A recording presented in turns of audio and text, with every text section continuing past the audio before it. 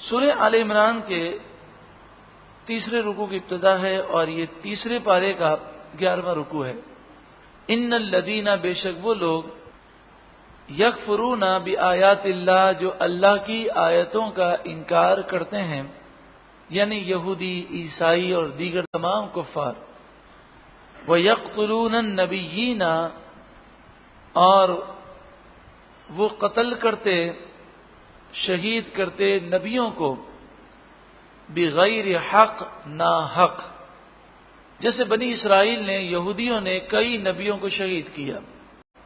حضرت یحییٰ علیہ السلام کو نعوذ باللہ من ذالک ذبح کیا گیا، حضرت زکریا علیہ السلام کو آرے سے چیر دیا گیا، کئی نبیوں کو انہوں نے شہید کیا۔ بغیر حق سے کیا مراد ہے؟ کیونکہ نبی کو جب شہید کیا گیا تو ناحق ہی شہید ہے، نبی کو حق کے ساتھ تو شہید نہیں کیا جا سکتا، یعنی ان کا قتل جائز ہو ایسا تو ہو نہیں سکتا۔ تو بغیر حق کیوں فرمایا گیا؟ تو فرمایا اس لیے کہ دنیا کے اندر انسان جب قتل کرتا ہے تو کبھی کبھی وہ جھوٹا بہانہ بنا لیتا ہے۔ اس نے مجھے گالی دی تو مجھے غصہ آ گیا، میں نے قتل کر دیا، اس نے یہ بات کہہ دی تو مجھے غصہ آ گیا، کوئی نہ کوئی بہانہ بنا لیتا ہے۔ فرمایا کہ انبیاء علیہ السلام کو انہوں نے شہید کیا، ان کے پاس کوئی جھوٹا بہانہ بھی نہیں ہے۔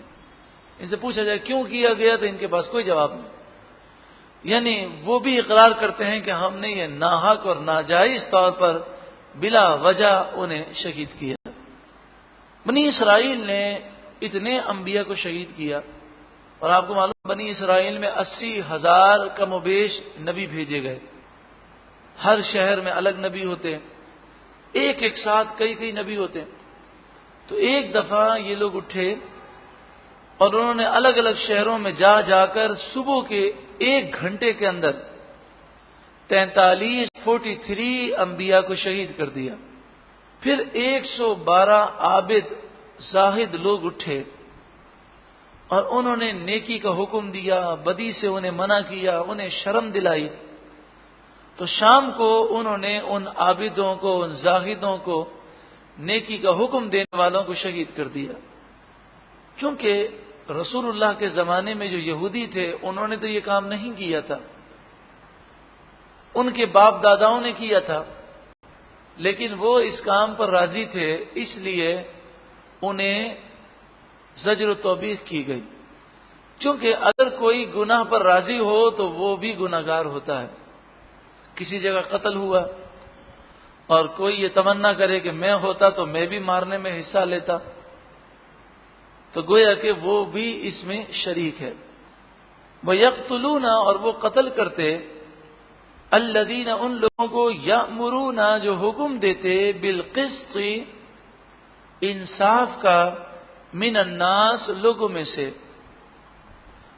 میں سے جو انہیں انصاف کا حکم دیتے وہ اسے بھی قتل کرتے۔ تو ایسے سارے لوگوں کو فَبَشِّرْهُمْ بِعَذَابٍ أَلِيمٍ، تو انہیں خوشخبری سنا دیجئے دردناک عذاب کی۔ خوشخبری تو نعمت کی ہوتی ہے، اور یہاں ہے بشر، خوشخبری سنا دیجئے۔ یہ جملہ انہیں ذلیل کرنے کے لیے، جیسے مجرم جب گرفتار ہوتا ہے تو اسے کہا جاتا ہے کہ ذرا اسے اندر لے جائیے اور اس کی مہمان نوازی کیجیے۔ مہمان نوازی کا مطلب ہوتا ہے اس کی پٹائی کیجیے۔ تو یہ جملہ اس کی زجر و توبیخ کے لیے، اسے ذلیل کرنے کے لیے کہا جاتا ہے۔ فَبَشِّرْهُمْ بِعَذَابٍ أَلِيمٍ، انہیں دردناک عذاب کی خوشخبری سنا دیجیے۔ اولئک الذین حبطت، یہی وہ لوگ ہیں کہ برباد ہو گئے، اعمالہم، جن کے اعمال، فی الدنیا والآخرہ، دنیا اور آخرت میں، وما لہم من ناصرین، اور ان کا کوئی مددگار نہ ہوگا۔ انبیاء کی بارگاہ میں بے ادبی کفر ہے، اور کفر سے تمام اعمال برباد ہو جاتے ہیں۔ اگلی جو آیت کریمہ ہے اس کے شان نزول میں ایک قول تو یہ ہے کہ ایک یہودی عالم نے، جس کا نام تھا کعب بن اشرف، اور دیگر اس کے جو ساتھی تھے انہوں نے کہا نحن اہدی سبیلا وما بعث اللہ رسولا، ہم زیادہ ہدایت یافتہ ہیں اور اللہ نے کسی رسول کو نہیں بھیجا۔ فقال لهم النبی، انہوں نے کہا کہ اللہ نے کسی رسول کو نہیں بھیجا بعد موسیٰ کے بعد، موسیٰ علیہ السلام کے بعد کوئی رسول نہیں آیا، کوئی نبی نہیں آیا۔ جب انہوں نے یہ بات کہی فقال لهم النبی، تو رسول اللہ نے ان سے فرمایا انتم تعلمون ان الذي اقول لكم حق، آپ نے فرمایا تم اس بات کو بخوبی جانتے ہو کہ جو میں کہہ رہا ہوں وہ سچ ہے۔ فاخرجوا التوراۃ، تو لے آؤ توریت اور پڑھ کے سناؤ، کیا اس کے اندر حضرت موسیٰ علیہ السلام کے بعد آنے والے نبیوں اور رسولوں کا ذکر نہیں ہے؟ فابوا، تو انہوں نے انکار کر دیا اور وہ توریت لے کر آنے کے لیے تیار نہ ہوئے۔ ایک قول یہ ہے کہ جب نبی اکرم صلی اللہ علیہ وآلہ وسلم بیت المدراس میں گئے، یہودیوں کے مرکز میں، انہوں نے اسلام کی دعوت دی، تو نعیم بن عمرو اور حارث بن زید نے کہا کہ آپ کس دین پر ہیں؟ تو آپ نے فرمایا دین ابراہیمی پر۔ تو وہ بولے کہ وہ تو یہودی تھے، تو آپ نے فرمایا توریت لاؤ، ابھی ہمارے تمہارے درمیان فیصلہ ہو جائے گا کہ کیا توریت نے حضرت ابراہیم علیہ السلام کو یہودی کہا ہے؟ تو وہ توریت لانے کے تیار نہ ہوئے اور انہوں نے حق کو تسلیم بھی نہ کیا۔ تیسرا واقعہ یہ ہوا کہ خیبر کے یہودیوں میں سے ایک مرد اور ایک عورت نے زنا کیا۔ توریت میں سزا یہ تھی کہ جو شادی شدہ یہ کام کرے اسے سنسار کیا جائے، یعنی پتھر مار مار کر ہلاک کر دیا جائے۔ اب چونکہ یہ دونوں اعلیٰ خاندان سے تعلق رکھتے تھے تو وہ یہودی علماء اس سزا سے بچانا چاہتے تھے، تو رسول اللہ کی بارگاہ میں ان دونوں کو لے کر آئے اور کہا کہ آپ فیصلہ فرمائیں۔ تو آپ صلی اللہ علیہ وآلہ وسلم نے حکم دیا کہ انہیں سنسار کر دیا جائے۔ تو کہنے لگے کہ یہ حکم تو بڑا سخت ہے، اس جرم کی یہ سزا تو نہیں، توریت میں تو اس سزا کا بیان نہیں۔ تو آپ نے فرمایا لے آؤ توریت، وہ توریت لے کر آئے۔ عبداللہ بن سوریہ ابن سوریہ یہ یہودیوں کا بہت بڑا عالم تھا اور یہ کانا تھا، ایک آنکھ اس کی کام نہیں کرتی تھی۔ یہ آیا اور اس نے توریت کو پڑھنا شروع کیا۔ پڑھتے پڑھتے جب اس آیت پر پہنچا کہ جس میں اس بات کا ذکر تھا کہ شادی شدہ مرد یا عورت اگر یہ کام کریں تو انہیں پتھر مار مار کے ہلاک کر دیا جائے، وہاں پر پہنچا تو اس نے وہاں پر اپنا ہاتھ رکھ دیا اور اسے چھوڑ دیا اور آگے پڑھنے لگا۔ تو حضرت عبداللہ بن سلام رضی اللہ تعالی عنہ جو پہلے یہودیوں کے بہت بڑے عالم تھے اور بعد میں اسلام لائے، وہ آئے اور انہوں نے اس کا ہاتھ ہٹایا اور اس آیت کو انہوں نے پڑھ کے سنایا۔ تو اس پر یہ آیت کریمہ نازل ہوئی، یہودی ذلیل ہوئے اور حضور نے سنسار کا حکم دیا۔ عبداللہ بن سلام نے جب وہ ہاتھ ہٹا کر اسے پڑھ دیا تو نبی اکرم صلی اللہ علیہ وآلہ وسلم نے جب یہ دیکھا کہ یہ چیز ان پر ظاہر ہو چکی اور یہودی بڑے شرمندہ ہوئے، انکار بھی نہیں کر سکتے تھے کیونکہ حضرت عبداللہ بن سلام تو عبرانی زبان کے ماہر تھے اور حضرت عبداللہ بن سلام اتنے بڑے یہودیوں کے عالم تھے کہ جب یہ ایمان لے کر آئے تو انہوں نے حضور سے کہا تھا کہ حضور آپ یہودیوں کو خبر مت دیجیے گا کہ میں مسلمان ہو گیا ہوں، پہلے آپ یہودیوں کو بلائیں اور میرے بارے میں معلوم کریں۔ تو آپ صلی اللہ علیہ وآلہ وسلم نے یہودیوں کو بلایا اور ان سے فرمایا کہ تمہارا اعتماد کس عالم پر ہے؟ تو وہ کہنے لگے عبداللہ بن سلام پر۔ ہمارا سب سے بڑا عالم عبداللہ بن سلام ہے، اگر وہ آپ پر ایمان لے آئیں تو ہم آپ پر ایمان لے آئیں گے، اور اس کے علم کی تو کیا بات ہے، اس کی زہد کی تو کیا بات ہے۔ تو پھر آپ صلی اللہ علیہ وآلہ وسلم نے انہیں خبر دی کہ عبداللہ بن سلام تو مسلمان ہو گئے۔ تو کہنے لگے وہ تو جاہل آدمی، اس کو تو کچھ پتہ ہی نہیں ہے۔ تو ایسے یہ بدماش قسم کے لوگ۔ تو عبداللہ بن سلام رضی اللہ تعالیٰ عنہ نے جب انہیں ذلیل کر دیا تو آپ نے یہودیوں کا جو بڑا عالم آیا تھا اور جس نے یہ حرکت کی تھی، جس کا نام ابن سوریہ تھا، آپ نے اس سے پوچھا اے ابن سوریہ، جب توریت میں یہ حکم موجود ہے پھر تمہارے لوگوں نے سنسار کرنا کیوں چھوڑ دیا؟ تو ابن سوریہ کہنے لگا حقیقت تو یہ ہے کہ توریت میں یہ حکم موجود ہے، لیکن ہوا یہ کہ جب ہماری قوم میں کوئی غریب آدمی یہ کام کرتا تو ہم اسے سنسار کرتے، بڑی سخت سزا دیتے، اور کوئی مالدار کرتا تو ہم اسے چھوٹی سزا دیتے۔ ہم اس طرح کرتے کہ اس کا منہ کالا کرتے، اسے گدھے پر بٹھاتے اور اسے شہر میں ایک چکر پھرا دیتے۔ یہ جو سزا تھی غریب اور امیر کا فرق تھا۔ اب ہوا یہ کہ غریب نے یہ کام کیا تو ہم نے اسے یہ سزا دی، ہم سے مراد یہودی علماء نے۔ پھر ہوا یہ کہ ایک شاہی خاندان کے شخص نے یہ کام کیا تو اسے ہلکی والی سزا دی گئی۔ تو جو غریب قوم تھی وہ لڑنے کے لیے آ گئی، انہوں نے ہتھیار اٹھا لیا، تو پھر یہودی علماء نے یہ فیصلہ کیا کہ اب سب کو یہی سزا دی جائے گی کہ انہیں سنسار نہیں کیا جائے گا۔ وقت گزرتا گیا یہاں تک کہ یہودی علماء نے اس چیز کو کبھی بیان نہیں کیا، تو عوام کے ذہنوں میں یہ بات بیٹھ گئی کہ توریت میں یہی ہے کہ جو یہ کام کرے اس کا منہ کالا کر کے گدھے پر بٹھا کر شہر کا ایک چکر پھرا دیں، اور وہ بھول گئے، اس لیے وہ غلط فہمی میں مبتلا ہوئے اور ہماری قوم نے لوگوں کو غلط فہمی میں مبتلا کی، ہمارے علماء نے۔ پھر انہوں نے بیان کیا کہ ہمارے یہودی علماء ایسا کیوں کرتے تھے؟ جو قوم کے بڑے بڑے سردار تھے انہیں یہ بات معلوم تھی، تو وہ آ کر انہیں رشوت دیتے تھے، ان کو نذرانے پیش کرتے تھے اور کہتے تھے دیکھیں یہ بات آپ لوگوں کو مت بتائیے گا، یہ بات نہیں بتائیے گا۔ تو حق چھپانے کے لیے انہیں کہا جاتا اور وہ رشوتیں لے کر حق کو چھپاتے تھے۔ اس پر یہ آیت کریمہ نازل ہوئی، الم ترى، اے محبوب کیا آپ نے نہ دیکھا، الی الذین، ان لوگوں کو، اوتوا نصیبا من الکتاب، جنہیں کتاب اللہ کا حصہ دیا گیا، یعنی توریت کا ایک حصہ ملا، یدعون الی کتاب اللہ، انہیں بلایا جاتا ہے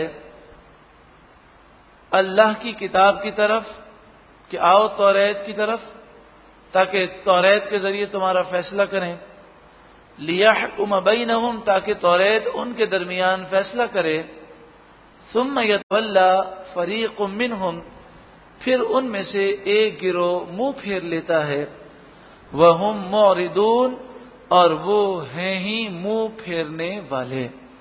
اب سوال یہ پیدا ہوتا ہے کہ وہ تو توریت کو مانتے تھے، توریت میں یہ چیزیں لکھی تھیں، پھر بھی وہ چھپاتے، اور بعض چیزوں کو، لکھی ہوئی چیزوں کو مٹا کر اس کی جگہ دوسری چیز لکھ دیتے۔ اتنی بڑی سرکشی کون کر سکتا؟ جو توریت کو مانتا ہو وہ ایسا کیسے کر سکتا ہے؟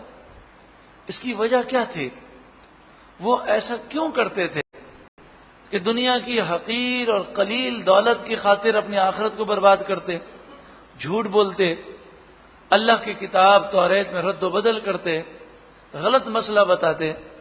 تو اس کی جو وجہ ہے وہ وجہ یہ بیان کی گئی کہ ان کے دل میں یہ تصور تھا کہ ہم جنتی ہیں، ہم تو اللہ کے پیارے ہیں، لاڈلے ہیں، بلکہ وہ یہ کہتے سورۃ المائدہ آیت نمبر 181، نحن ابناء اللہ واحباؤہ، ہم تو اللہ کے بیٹے ہیں اور اللہ کے محبوب ہیں، تو جو کچھ بھی کر لیں ہم تو جنتی ہیں۔ ہاں یہ ہوگا کہ ہمارے باپ دادا نے جو بچڑے کی پوجا کی تھی 40 دن یا 7 دن، اتنے دن ہمارا نیک آدمی ہو یا بد آدمی اس کو جہنم میں تو جلنا ہے، باقی پھر تو جنت ہی جنت ہے۔ تو جب آخرت کا تصور ہی ختم ہو جائے اور انسان یہ سمجھے کہ میں ڈائریکٹ جنتی ہوں، میں کچھ بھی کر لوں، تو پھر انسان ایسی ہی حرکتیں کرتا ہے۔ ذالک بأنہم قالوا لن تمسنا النار، یہ کتاب اللہ سے روگردانی اور اللہ کی کتاب میں رد و بدل اور غلط مسئلہ بیان کرنے کی جرت اس لیے ہوئی ان کو کہ وہ کہتے ہیں ہمیں جہنم کی آگ ہرگز نہیں چھوئے گی، الا مگر ایام معدودات، گنتی کے چند دن، ایامن دن معدودات چند، وغرہم فی دینہم ما کانوا یفترون۔ ما کانوا یفترون کے معنی من گھڑت باتیں، جو انہوں نے من گھڑت باتیں فرض کر لیں، ہم اللہ کے بیٹے ہیں، ہم اللہ کے محبوب ہیں، ہم تو ڈائریکٹ جنتی ہیں، کچھ بھی کر لیں، ہم تو یہودی ہیں اور یہودیوں کو کچھ کرنے کی ضرورت نہیں، وہ تو بس سیدھے جنتی ہیں۔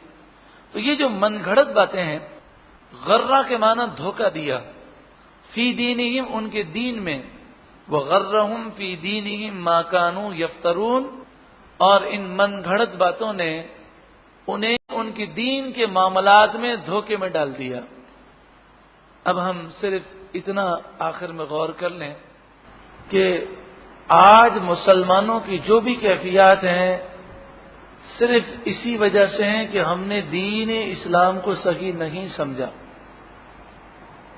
چور سے بات کریں، ڈاکو سے بات کریں، کروڑوں اربوں روپے کھانے والے سے بات کریں، اور جس قدر ملک میں قتل و غارت گری ہو رہی ہے، 5,000 کے لیے 1,000 روپے کے لیے کرائے کے قاتل قتل کر دیتے ہیں، اور یہ عیاشی کرنے والے غریبوں پر کیسا ظلم کر رہے ہیں، یہ سب ہم دیکھتے ہیں۔ کبھی کبھی خیال آتا ہے کہ یہ کیسے لوگ ہیں، بڑے دل پتھر ہیں، انہیں آخرت کا ڈر نہیں لگتا، موت سے ڈر نہیں لگتا۔ بات کیا ہے کہ انہوں نے دین کو چھوڑ دیا اور من گھڑت باتوں کو ذہن میں رکھ لیا۔ ہر کوئی یہ کہتا ہم تو جنتی ہیں، یہ مولویوں کی باتیں ہیں، ڈراؤ مت، اللہ غفور رحیم ہے، وہ تو سب بخش دے گا۔ چور بھی یہ کہتا ہے، ڈاکو بھی یہ کہتا ہے، رشوت خور بھی یہ کہتا ہے، حرام خور بھی یہی کہتا ہے، بے نمازی بھی یہی کہتا ہے، مسلمانوں کو ظلم و ستم کرنے والا بھی یہی کہتا ہے، ملاپ کرنے والا بھی یہی کہتا ہے، اللہ غفور رحیم، ہم تو ڈائریکٹ جنتی ہیں، بابا کلمہ پڑھا ہم تو سیدھے جنت میں جائیں گے، اللہ بڑی اس کی رحمت ہے۔ یہ مولویوں نے بنایا ہوا دین کو اتنا مشکل، پھر نتیجہ کیا ہوا؟ جب آخرت کا ڈر ہی باقی نہ رہا تو پھر وہ حرام سے کیسے بچے گا، وہ ظلم سے کیسے بچے گا؟ تو یہ من گھڑت باتیں اللہ کے غضب سے اسے بچا نہیں سکتے۔ اللہ غفور رحیم ہے، اللہ مہربان ہے، اس میں تو کوئی شک نہیں، لیکن یہ قرآن میں کہاں لکھا ہے کہ تم حرام کام کرو، ظلم کرو، گناہ کرو اور اللہ نے وعدہ کیا ہو کہ میں تمہیں جنت ضرور دوں گا؟ یہ کدھر؟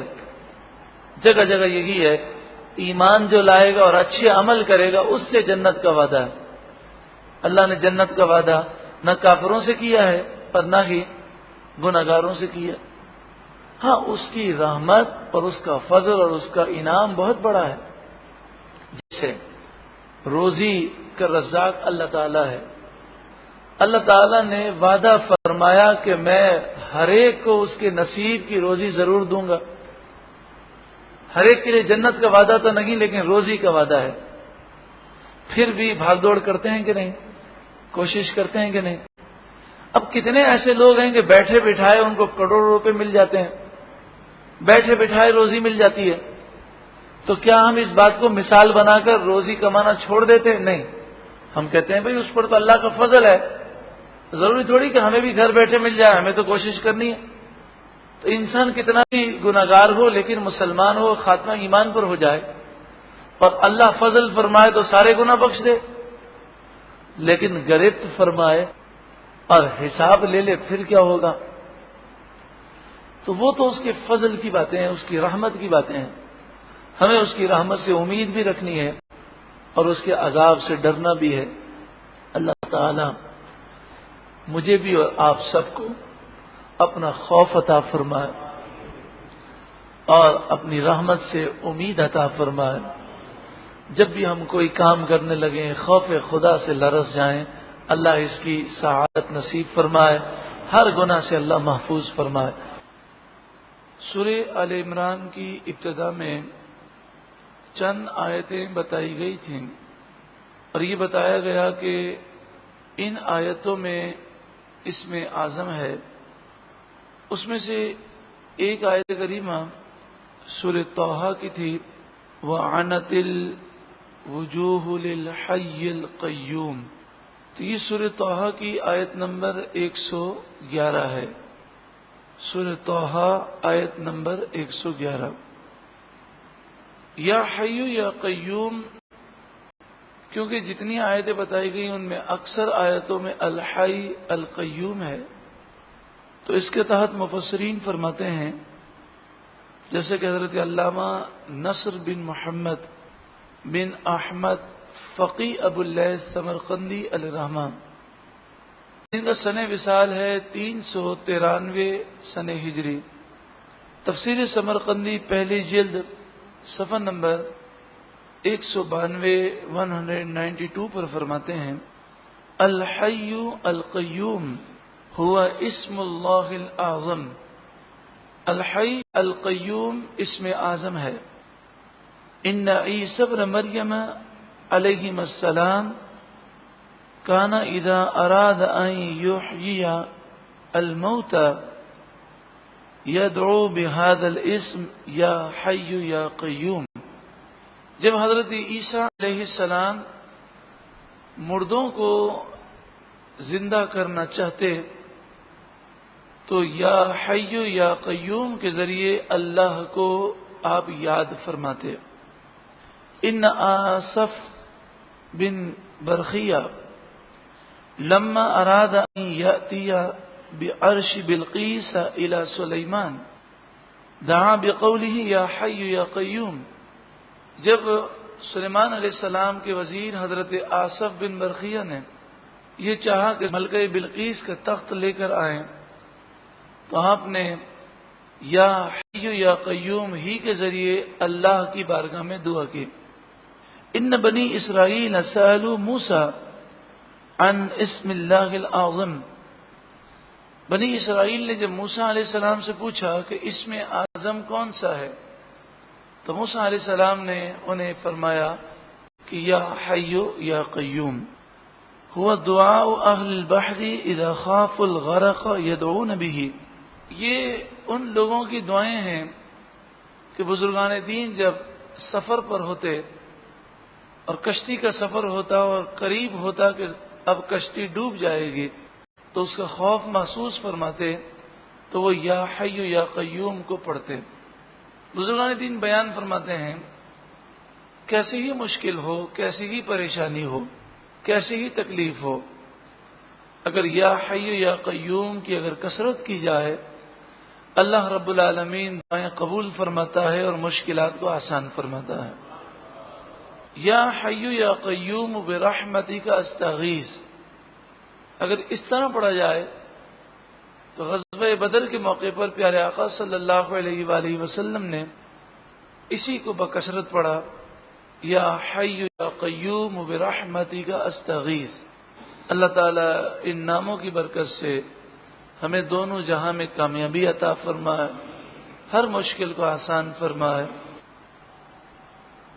یہودی جان بوجھ کر حق کا انکار کرتے ہیں، دنیا کی دولت کی خاطر وہ رشوتیں لیتے ہیں اور حق کو چھپاتے ہیں۔ پھر اس کی وجہ بیان کی گئی کہ انہوں نے اصل دین کو چھوڑ دیا، من گھڑت خیالات اور من گھڑت باتوں میں وہ لگ گئے، اور وہ یہ کہتے ہیں کہ جہنم کی آگ ہمیں صرف چند دن چھوئے گی، اس کے بعد پھر ہم جنت میں چلے جائیں گے، چاہے ہم نیکی کریں یا چاہے برائی کریں، ہم اللہ کے بیٹے ہیں، اللہ کے محبوب ہیں، وہ ہمیں سزا نہیں دے گا۔ سورہ آل عمران کی آیت نمبر 25 میں اب فرمایا جا رہا ہے فَكَيْفَ إِذَا جَمَعْنَاهُمْ، پھر کیا حال ہوگا جب ہم انہیں جمع کریں گے، لِيَوْمٍ، اس دن، لا ریب فیہ، جس میں کوئی شک نہیں، یعنی وہ دن ضرور قائم ہوگا۔ وَوُفِّيَتْ كُلُّ نَفْسٍ، واو زبر وا کے معنی اور، وفیت پورا پورا بدلہ دی جائے گی، کل نفس ہر جان، ما کسبت جو اس نے کمایا، اس دن ہم انہیں جمع کریں گے اور اس دن ہر جان کو اس کے کام کے مطابق پورا پورا بدلہ دیا جائے گا۔ وَهُمْ لَا يُظْلَمُونَ، اور ان پر ظلم نہ کیا جائے گا۔ کل بروز قیامت کا تصور حقیقی معنوں میں قائم ہو جائے، دنیا کے سارے مسائل حل ہو جائیں، اور انسان جب آخرت کی تیاری میں لگ جائے تو آپ اس بات کو بخوبی جانتے ہیں کہ پھر اس کے پاس وقت بڑا مختصر ہے۔ کام بہت بڑا ہو، تیاری بہت بڑی کرنی ہو اور وقت مختصر ہو تو پھر انسان دائیں بائیں توجہ نہیں کرتا۔ کسی کی ٹرین مس ہونے والی ہو، اس کا پلین مس ہونے کا اسے خطرہ ہو کہ ضائع وہ پلین اڑ جائے گا، میں لیٹ ہو جاؤں گا، اور اگر وہ ایئرپورٹ کی طرف جا رہا ہو اور راستے میں کوئی اسے گالی بک دے یا کوئی اس کی گاڑی کو ٹھوکر لگا دے تو وہ یہ سوچتا ہے کہ میرا وقت بڑا مختصر ہے، میں بڑی تیزی کے ساتھ گاڑی چلا کر بھی بمشکل ایئرپورٹ ٹائم پر پہنچ سکوں گا، تو وہ اس کی پرواہ نہیں کرتا، کیونکہ اس کا مقصد جو ہے وہ اس کی نظر میں ہوتا ہے۔ اللہ والوں کی نظر میں چونکہ آخرت کا تصور تھا تو وہ ان چیزوں کی طرف توجہ نہیں کرتے تھے۔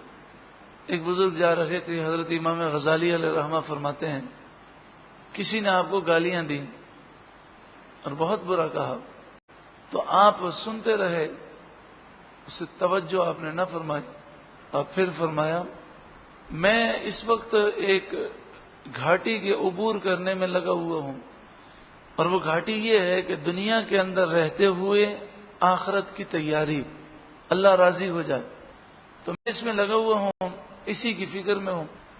اگر میں اس میں ناکام ہو جاؤں تو جو تم نے برا کہا یہ تو کچھ بھی نہیں، میں اس سے بھی برا ہوں۔ اگر میں اس میں ناکام ہو جاؤں تو جیسا تم نے مجھے برا کہا یہ تو کچھ بھی نہیں کہا، میں اس سے بھی برا ہوں، بدتر ہوں۔ اور اگر میں کامیاب ہو جاؤں اور میرا رب مجھ سے راضی ہو جائے تو مجھے تمہاری گالیوں کی کوئی پرواہ نہیں، تو نے جو کچھ بھی کہا مجھے اس کی کیا پرواہ۔ اللہ تبارک و تعالی ان صالحین کے صدقے میں ہماری بھی اصلاح فرمائے، اور حقیقی طور پر جو زندگی کا مقصد ہے وہ سمجھنے کی ہم سب کو توفیق عطا فرمائے۔ سورہ آل عمران آیت نمبر 26 اور آیت نمبر 27، اس کے شان نزول کے بارے میں چند اقوال ہیں۔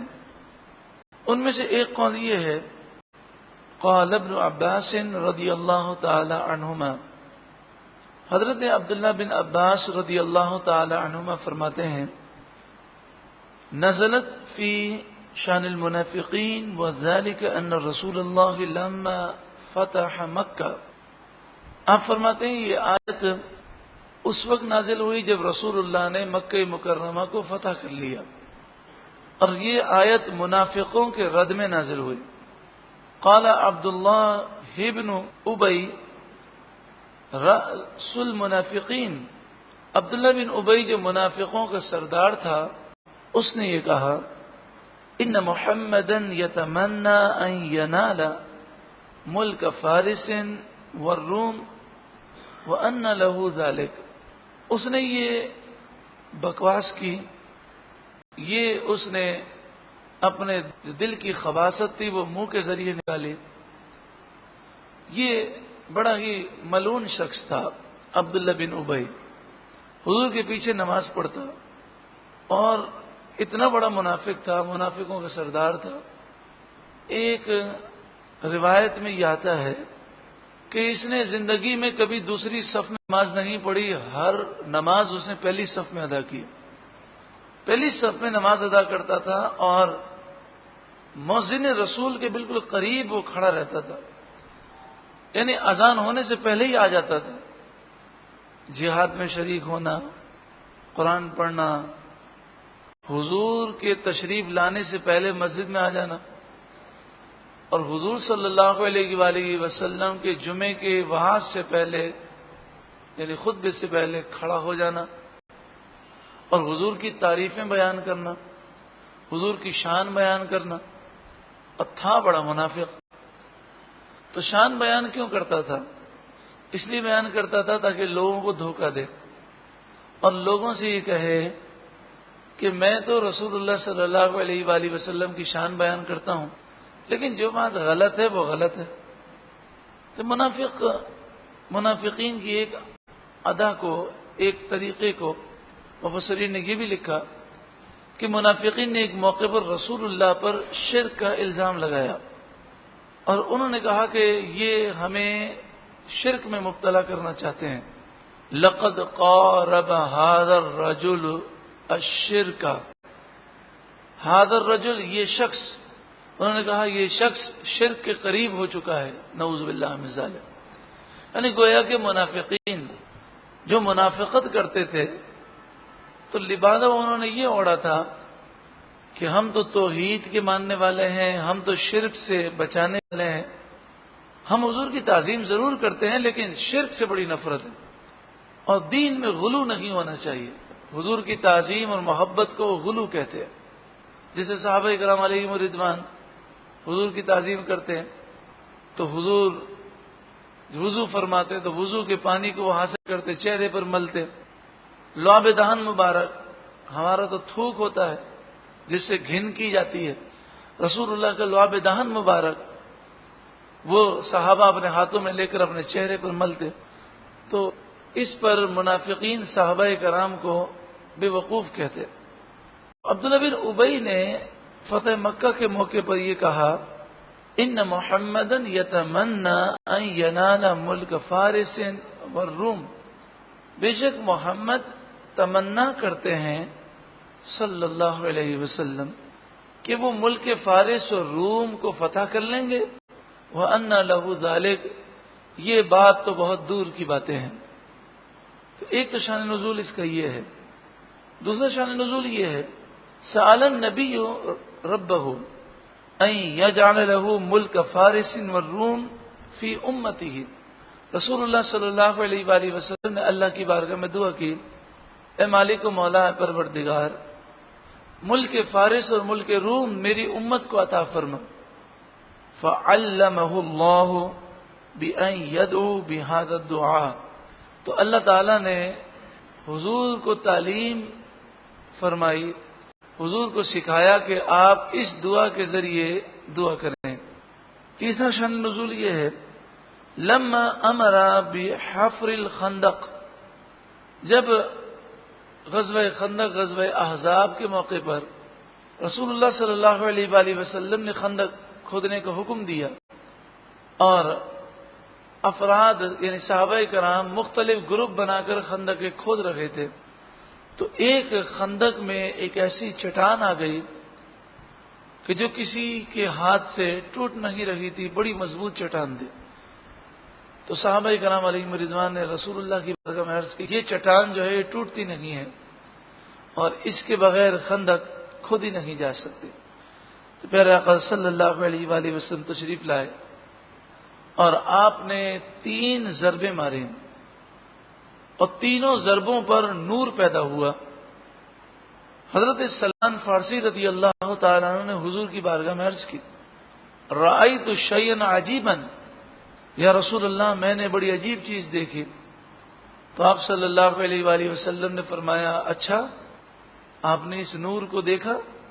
پھر حضور نے فرمایا، رأیت فی ذالک النور قصور اہل الشام، میں نے اس نور میں اہل شام کے محلات دیکھے.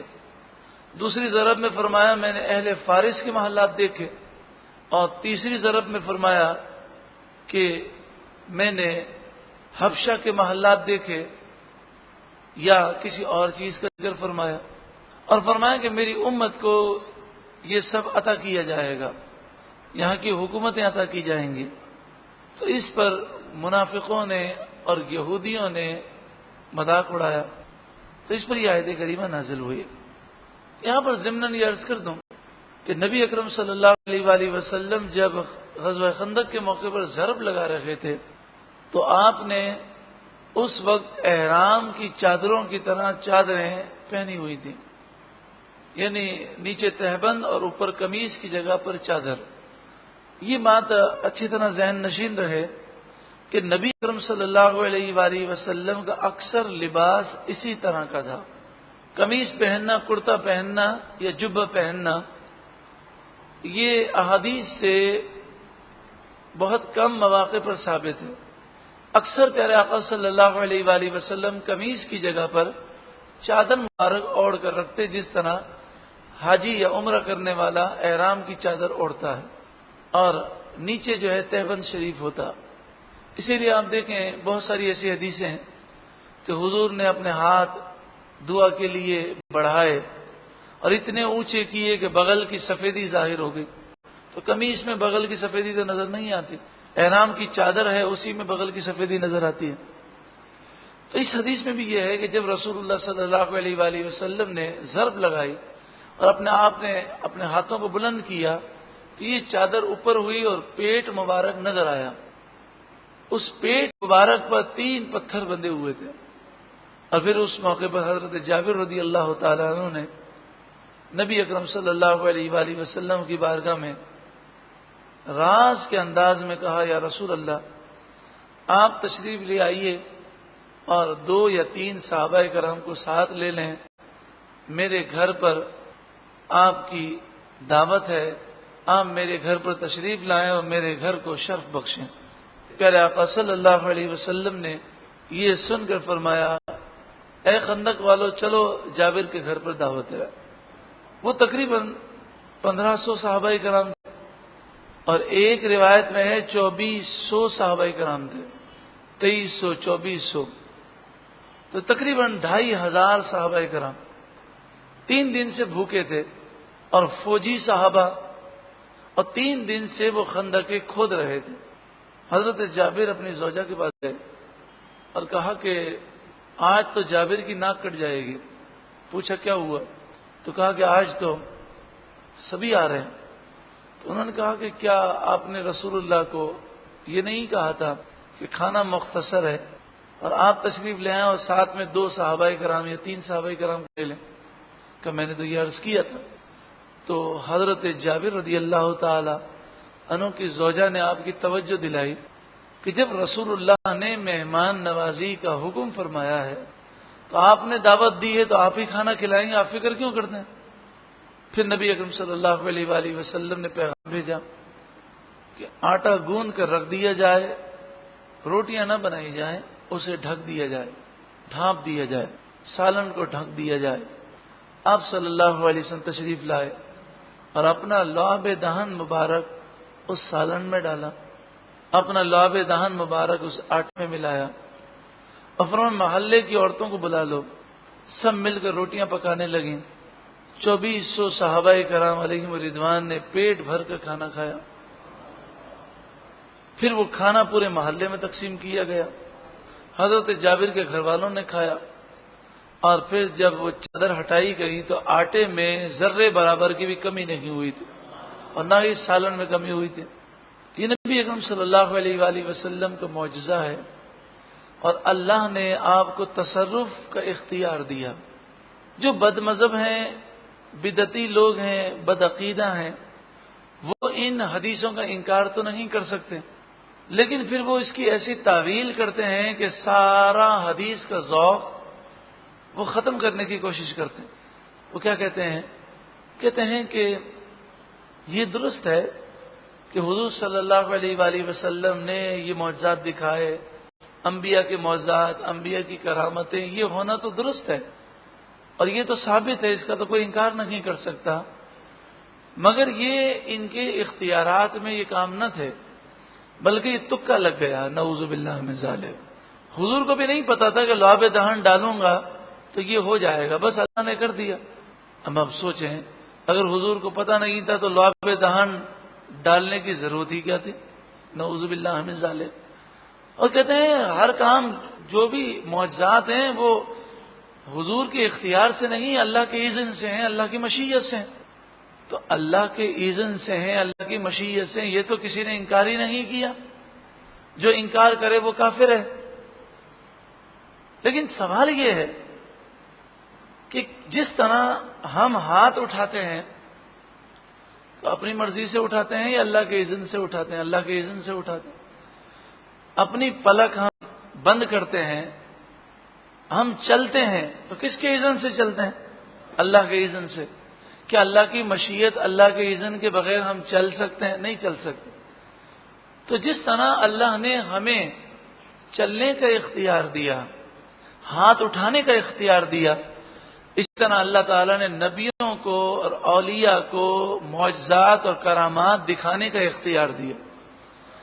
جس طرح ہمارا ہاتھ اٹھتا ہے یا ہم چلتے ہیں تو ہمارا چلنا اللہ کے اذن سے اور مشیت سے ہے، اسی طرح انبیاء کے معجزات بھی اللہ کی اذن اور مشیت ہی سے ہیں، لیکن اللہ تعالیٰ نے انہیں اذن دیا ہے، اور اللہ کے اذن کے بغیر تو پتہ بھی ہل نہیں سکتا، تو اذن کا تو کوئی بھی انکار نہیں کر سکتا۔ لیکن کیا ہم ہاتھ اٹھاتے ہیں تو ہم جب ارادہ کرتے ہیں تو ہمارے ارادہ کرنے پر اللہ تعالیٰ ہمیں طاقت دیتا ہے اور ہم ہاتھ اٹھا لیتے ہیں، تو کیا کوئی تکا ہوتا ہے؟ یہ تکا تو نہیں ہے، ہمیں اللہ تعالیٰ نے اختیار دیا ہے اور ہم اس اختیار کو استعمال کرتے ہیں۔ تو اگر انبیاء علیہم الصلاۃ والسلام کے بارے میں یہ عقیدہ قرآن و حدیث سے ثابت کیا جائے تو اس میں شرک والی کون سی بات ہے؟ حقیقی اختیار اللہ کے پاس ہے، اللہ نے اپنے اذن سے اپنی مشیت سے انبیاء کو اور اولیاء کو اختیارات دیے، وہ کرامتوں اور معجزات کا ظہور کرتے ہیں اللہ کے اذن سے اور اللہ کے دیے ہوئے اختیار سے، اور یہ عقیدہ تمام بزرگان دین کا ہے۔ آئیے اس آیت کریمہ کا ترجمہ سماعت کریں۔ قل اللہم، اے محبوب آپ عرض کریں، اللہم اے اللہ، مالک الملک، ملک کے مالک، تؤتی الملک من تشاء، تو جسے چاہتا ہے ملک عطا فرماتا ہے، وتنزع الملک ممن تشاء، تنزع مانے لے لیتا ہے، اور ملک لے لیتا ہے جس سے تو چاہتا ہے، وتعز من تشاء، اور تو عزت دیتا ہے جسے چاہتا ہے، وتذل من تشاء، اور تو ذلیل فرما دیتا ہے جسے تو چاہتا ہے، بیدک الخیر، تیرے ہی دست قدرت میں ساری خیر ہے، ساری بھلائیاں تیرے ہی دست قدرت میں ہیں، انک علی کل شیء قدیر، بے شک اے اللہ تو ہر چاہت پر قادر ہے، تولج اللیل فی النہار، تولج تو داخل فرماتا ہے، لیلا رات کو، فی النہار دن میں، وتولج النہار فی اللیل، اور تو داخل فرماتا ہے دن کو فی اللیل رات میں، یعنی پہلے راتیں بڑی ہیں، پھر ایک ایک منٹ ایک ایک سیکنڈ کم ہوتا جاتا ہے، راتیں چھوٹی ہو جاتی ہیں، اور رات کا حصہ دن میں داخل ہو جاتا ہے، اسی طرح دن کا حصہ رات میں، سردی اور گرمی میں یہ سسٹم اللہ نے قائم فرمایا۔ وتخرج الحی، اور تو نکالتا ہے زندہ کو، من المیت، مردہ سے، تو نکالتا ہے زندہ کو من المیت، مردہ سے۔ مثلا انڈا بظاہر دیکھنے میں وہ مردہ ہے، اس سے چوزا پیدا ہوتا ہے، وہ زندہ ہے، نطفہ اس سے انسان کی ولادت ہوتی ہے، بیج سے پودا پیدا ہوتا ہے، زمین مردہ ہے وہ بارش سے زندہ ہوتی ہے، اسی طرح کافر مردہ ہے، لیکن اللہ کبھی کبھی ایسا کرم فرما دیتا ہے کہ باپ تو بڑا اسلام کا دشمن اور بیٹا اسلام کا شیدائی۔ ابھی آپ نے سنا عبداللہ بن ابی کا، کتنا بڑا منافق تھا، کتنا بڑا وہ بدبخت تھا، اور قرآن کے مطابق اسے خبیث کہا گیا کہ منافقوں کو قرآن نے خبیث کہا، ناپاک کہا، لیکن عبداللہ بن ابی کا بیٹا، اس کا نام بھی عبداللہ تھا، وہ سچا پکا عاشق رسول تھا، وہ اتنے پکے عاشق رسول تھے کہ ایک موقع پر عبداللہ بن ابی نے گستاخی کی تو اس کا بیٹا، وہ بیٹے کھڑے ہو گئے مدینہ منورہ کی راہ میں، اور باپ کا گریبان پکڑ کر تلوار گردن پر رکھی اور کہا کہ تو نے گستاخی کیسے کی؟ اور پھر اس گستاخی کے اندر یہ تھا کہ جو لوگ ہجرت کر کے مکے سے مدینہ آئے ہیں یہ ذلیل ہیں، ہم ذلیلوں کو باہر نکال دیں گے، تو ہجرت کر کے تو رسول اللہ بھی تشریف لائے، تو نام تو نہیں لیا تھا لیکن انڈائریکٹ رسول اللہ کی گستاخی ہو رہی تھی، تو انہوں نے گریبان پکڑ کر تلوار گردن پر رکھ کر کہا کہ میں خنزیر سے ذلیل ہوں، کتے سے ذلیل ہوں، جانوروں سے ذلیل ہوں، بچوں سے ذلیل ہوں، عورتوں سے بھی زیادہ ذلیل ہوں. تو یہ کہتا رہا. پھر کہنے لگے تو کتنا بھی کہہ لے لیکن تیرے اس جملے کا مقابلہ نہیں ہو سکتا. تو نے جو میرے محبوب کی گستاخی کی ہے، بس اب تو بس میرا دل چاہتا ہے تیری گردن اڑا دوں. تو رسول اللہ کا گزر ہوا، آپ نے فرمایا اے عبداللہ اپنے باپ کو چھوڑ دو. تو وہ کافر مردہ منافق اور بیٹا زندہ عاشق رسول. اللہ کی شان ہے. وَتُخْرِجُ الْحَيَّ مِنَ الْمَيِّتِ، اور تو نکالتا ہے مردہ سے زندہ کو. وَتُخْرِجُ الْمَيِّتَ مِنَ الْحَيِّ، اور تو نکالتا ہے زندہ سے مردہ کو. مرغی زندہ ہے تو اس سے انڈا، انسان کا نطفہ وہ زندہ سے نکلتا ہے لیکن وہ مردے کی حیثیت بظاہر رکھتا ہے. اسی طرح پودا ہے تو اس سے بیج کا پیدا ہونا، اور اسی طرح باپ تو نیک صالح ہے لیکن اولاد کا بد عقیدہ ہونا، بد مذہب ہونا، یہ وہی ہے کہ زندہ سے مردہ پیدا ہو گیا. وَتَرْزُقُ مَن تَشَاءُ بِغَيْرِ حِسَابٍ، تو روزی دیتا ہے من تشاء جسے چاہتا ہے، بغیر حساب بلا حساب، بے حساب تو جسے چاہے روزی عطا فرماتا ہے. علامہ قرطبی علیہ رحمہ فرماتے ہیں کہ حضرت معاذ بن جبل رضی اللہ تعالیٰ عنہ آپ اتنے مقروض تھے کہ جو آپ سے قرضہ مانگتا تھا وہ آپ کے گھر پر آ کر بیٹھ گیا، اور آپ کی طاقت نہیں تھی کہ آپ قرضہ ادا کر سکیں. تو اس کی وجہ سے آپ گھر سے باہر نہ نکل سکے، اور وہ یہودی تھا، وہ مہلت دینے کے لیے تیار نہ تھا. پھر جب وہ چلا گیا تو رسول اللہ کی بارگاہ میں آئے. پیارے صلی اللہ علیہ وآلہ وسلم نے پوچھا معاذ بن جبل تم نظر نہ آئے، کہاں تھے؟ تو عرض کی یا رسول اللہ صلی اللہ علیہ وسلم میرے ساتھ تو یہ ہوا، وہ قرض خواہ میرے گھر پر آ کر بیٹھ گیا اور وہ مجھے گرفتار کر کے لے جانا چاہتا تھا، پر میرے پاس کچھ تھا نہیں دینے کے لیے، تو میں پریشان تھا، گھر کے اندر تھا، یہ مجھے مہلت دینے کے لیے تیار نہیں تھا. تو آپ صلی اللہ علیہ وآلہ وسلم نے فرمایا اے معاذ کیا تم پسند کرتے ہو کہ اللہ تمہارا قرض ادا فرما دے؟ اللہ اکبر. دنیا کا اگر کوئی شخص دوسرے شخص کے متعلق کہے کہ فلاں تمہارا قرضہ ادا کر دے تو کتنی خوشی ہوتی ہے. اللہ کے رسول فرما رہے ہیں معاذ کیا تم یہ پسند کرتے ہو کہ اللہ تمہارا قرضہ اتار دے؟ تو عرض کی بالکل یا رسول اللہ. تو فرمایا روزانہ یہ پڑھا کرو، آیت نمبر 26 اور 27 آپ نے بیان فرمائی. فرمایا آیت نمبر 26 پڑھو، 27 پڑھو، اور پھر اللہ کی بارگاہ میں دعا کرو.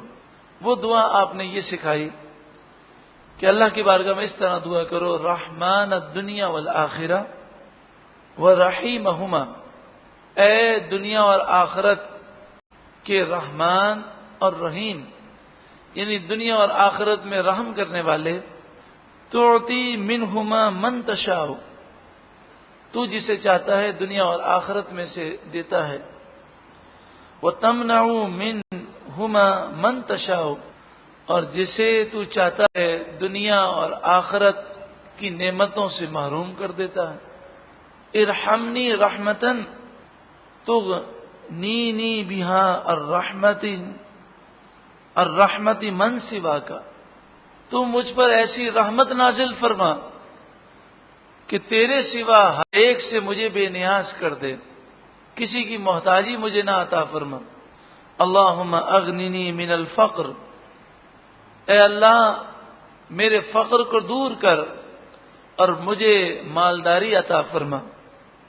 وقد عنی الدین، اور اے اللہ میرے قرض کو ادا فرما دے.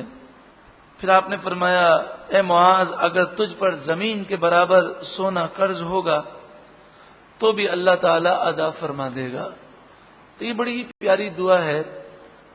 اللہ کرے کہ ہم یہ دعا پڑھیں. اگر یہ دعا نہ آتی ہو تو کم از کم سورہ آل عمران کی آیت نمبر 26 اور 27 کو پڑھ کر اللہ کی بارگاہ میں روزانہ دعا کریں. بعض بزرگوں نے اس طرح بھی لکھا کہ جو ایسا مقروض ہو کہ قرض ادا کرنے کی کوئی صورت نظر نہ آتی ہو تو وہ وتر کے بعد 2 رکعت جب نفل پڑھنے کے لیے کھڑا ہو تو اس طرح پڑھے کہ ہر رکعت میں سورہ فاتحہ کے بعد آل عمران کی آیت نمبر 26 اور 27 5 مرتبہ پڑھے. انشاءاللہ عز و جل اس کا قرضہ جلدی اتر جائے گا. دوسرا وظیفہ یہ بیان کیا گیا کہ جو 5 نمازوں کے بعد سورہ فاتحہ، آیت الکرسی اور سورہ آل عمران کی آیت نمبر 18، 26 اور 27 یہ 3 آیتیں پڑھ لے تو اللہ تعالیٰ اس کے تمام گناہ بخش دے گا، جنت الفردوس میں داخلہ ملے گا. اللہ عز و جل اس پر روزانہ 70 بار نظر رحمت فرمائے گا اور اس کی 70 حاجتیں پوری کر دی جائیں گی.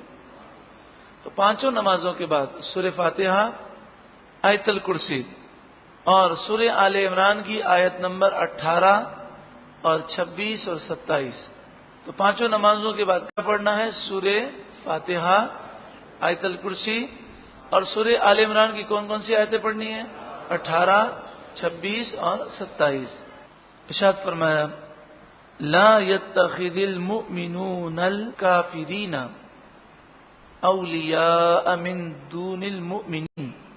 لا يتخذ المؤمنون مومن ہرگز نہ بنائیں الکافرین کافروں کو اولیاء دوست من دون المؤمنین مومنوں کو چھوڑ کر. کافروں کو دوست بنانا، ان سے محبت کرنا اور ان سے بلا وجہ تعلقات رکھنا یہ منع ہے. اسی طرح جو بد عقیدہ ہیں، بد مذہب ہیں، ان سے دلی محبت نہیں ہو سکتی، دوستیاں نہیں ہو سکتی کیونکہ یہ عشق و محبت کے خلاف ہے. مثلا ایک ایسا بد عقیدہ ہے کہ جو رسول اللہ صلی اللہ علیہ وآلہ وسلم کو آخری نبی نہیں مانتا، یا وہ صدیق اکبر رضی اللہ تعالیٰ عنہ یا حضرت عمر یا حضرت عثمان غنی یا حضرت عائشہ یا دیگر صحابہ کرام میں سے کسی کی توہین کرتا ہے، بے ادبی کرتا ہے. انسان ٹھنڈے دل سے یہ سوچے کہ اگر کوئی ہمارے باپ کی بے ادبی کرتا ہو تو اگر باپ سے محبت ہوگی تو اس سے محبت نہیں ہو سکتی. ہو سکتی ہے؟ ہرگز نہیں ہو سکتی. اور اگر باپ سے محبت نہیں ہوگی اور غیرت نہیں ہوگی، شرم نہیں ہوگی تو اس سے محبت ہوگی.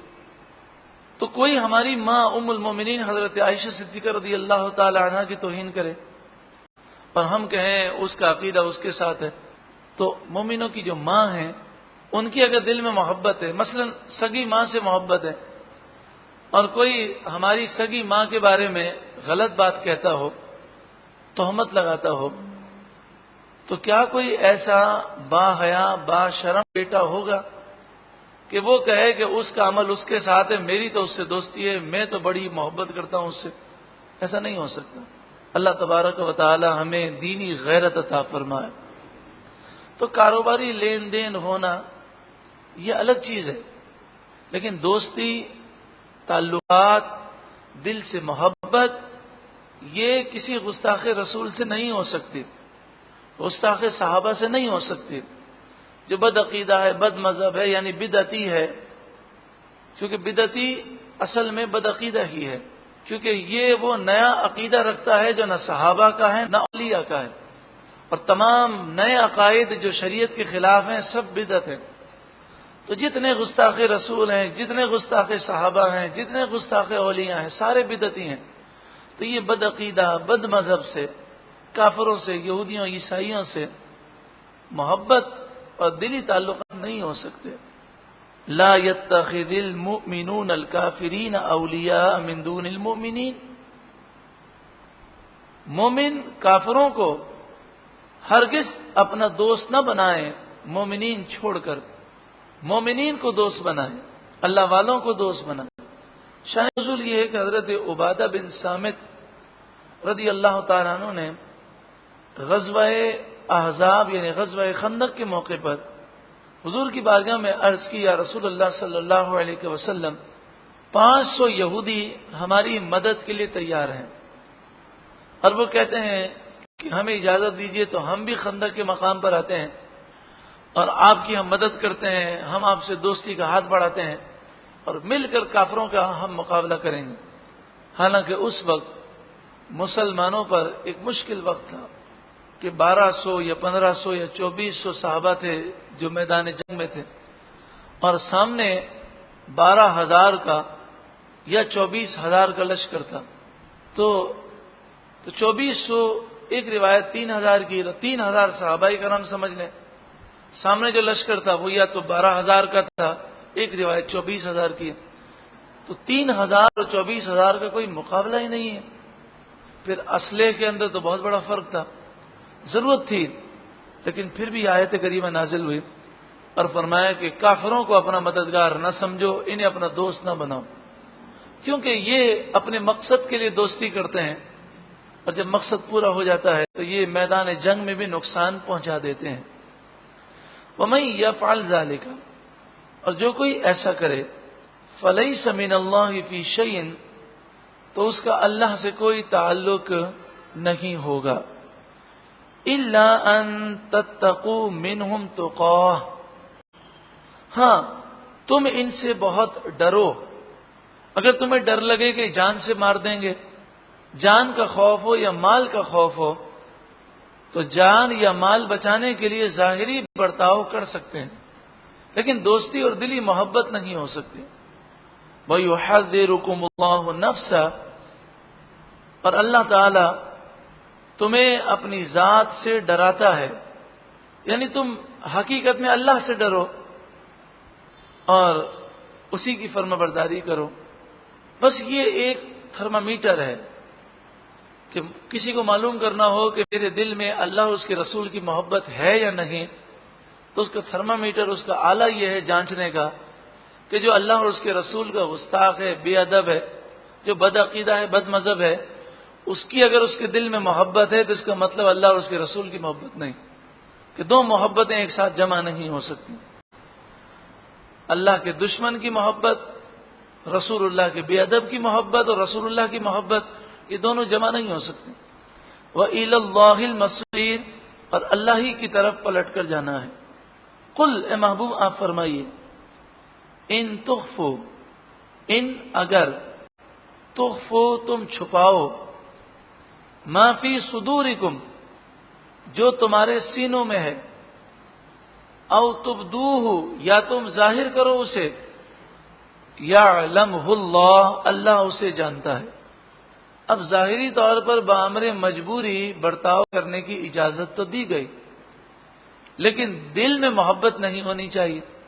اب زبان سے کوئی کتنا بھی کہے کہ میں تو مجبوری کے اندر، میں تو امریکہ میں رہتا ہوں اور وہاں کافر ہیں تو مجبوری ہے، تو میں مجبوری میں تعلقات رکھ لیتا ہوں، ظاہری طور پر خرید و فروخت ہے، دیگر ضروری جو تعلقات ہیں، مگر دلی تعلقات نہیں ہے، میری دوستی نہیں، میری محبت نہیں، میرے دل میں کوئی ان کے لیے محبت نہیں، چاہے کتنی بھی قسمیں کھائے، دل کا حال اللہ تو جانتا ہے۔ وَيَعْلَمُ مَا فِي السَّمَاوَاتِ وَمَا فِي الْأَرْضِ، وہ خوب جانتا ہے جو کچھ آسمانوں میں اور جو کچھ زمین میں ہے۔ وَاللَّهُ عَلَى كُلِّ شَيْءٍ قَدِيرٌ، اور اللہ ہر چاہت پر قادر ہے۔ زندگی مختصر ہے، چاہے تمہارے ماں باپ ہوں، چاہے تمہارے بھائی بہن ہوں، تمہاری بیوی ہو، تمہارے بچے ہوں، چاہے دیگر رشتہ دار ہوں، چاہے تمہارا سیٹ ہو، چاہے تمہارا آقا ہو، چاہے تمہارا مالک ہو دنیاوی اعتبار سے، چاہے بادشاہ ہو، اگر وہ گستاخ رسول ہے، اگر وہ بزرگان دین پر شرک اور بدعت کے الزام لگانے والا ہے، اگر وہ بزرگان دین کی شان کو ماننے والا نہیں، تو اپنی آخرت کی فکر کرو، دل میں اس کے لیے محبت نہ رکھو۔ ہاں، اسے ہدایت دینے کے لیے دین کا پیغام ضرور دو، اسے کتاب دو، کیسٹ دو، سی ڈی دو، درس کی دعوت دو، لیکن دل سے محبت، دلی لگاؤ، دوستی، یہ اگر آپ اس مفہوم کو سمجھ گئے تو سبحان اللہ، لیکن پھر بھی سمجھ میں نہ آیا ہو تو ایک مثال سے سمجھیں۔ دکان پر ہم کھڑے ہوتے ہیں، کتنے گاہک آتے ہیں، لیکن کوئی ہر گاہک ہمارا دوست تو نہیں ہوتا، دوستی تو کسی کسی سے ہوتی ہے۔ تو دلی محبت، دلی لگاؤ صرف عاشق رسول سے ہونی چاہیے، صرف صحیح العقیدہ مسلمان سے، ورنہ قیامت کے دن سب کچھ حاضر ہو جائے گا. یوم تجد کل نفس ما عملت من خیر محضرا، اس دن ہر جان پائے گی، یوم اس دن، تجدو پائے گی، کل نفس ہر جان، ما عملت جو عمل کیا اس نے، من خیر خیر میں سے، محضرن حاضر، ہر نیکی انسان اپنے سامنے پائے گا. وما عملت من سوء، اور ہر برائی وہ اپنے سامنے پائے گی، ہر جان. تودو وہ جان تمنا کرے گی، لو کاش، ان بینہا وہ بینہ امدم بعیدن، کاش اس کے اور اس گناہ کے درمیان دور کا فاصلہ ہو جائے. یعنی گناہ سے قیامت کے دن ایسی نفرت ہوگی، گناہ کو دیکھنا پسند نہیں کرے گا، اور تمنا کرے گا کہ یہ گناہ جو میرے نامہ اعمال میں لکھے ہیں دور چلے جائے. اسی طرح حدیث پاک میں ہے کہ گناہ گندی گندی اور بری بری شکلوں میں کل بروز قیامت اس کے ارد گرد گھوم رہے ہوں گے اور اسے ڈرا رہے ہوں گے. تو وہ کہے گا کہ گناہ چلے جائیں یہاں سے. لیکن اب نفرت کرنے کا کیا فائدہ، کاش کہ اس نے دنیا میں نفرت کی ہوتی. وہ تمنا کرے گا کہ کاش میں نے برا کام نہ کیا ہوتا. وَيُحَذِّرُكُمُ اللَّهُ نَفْسًا، اللہ تمہیں اپنی ذات سے ڈراتا ہے، یعنی اپنے غضب سے ڈراتا ہے. وَاللَّهُ رَءُوفٌ بِالْعِبَادِ، اور اللہ بندوں پر رؤوف ہے، مہربانی فرمانے والا ہے.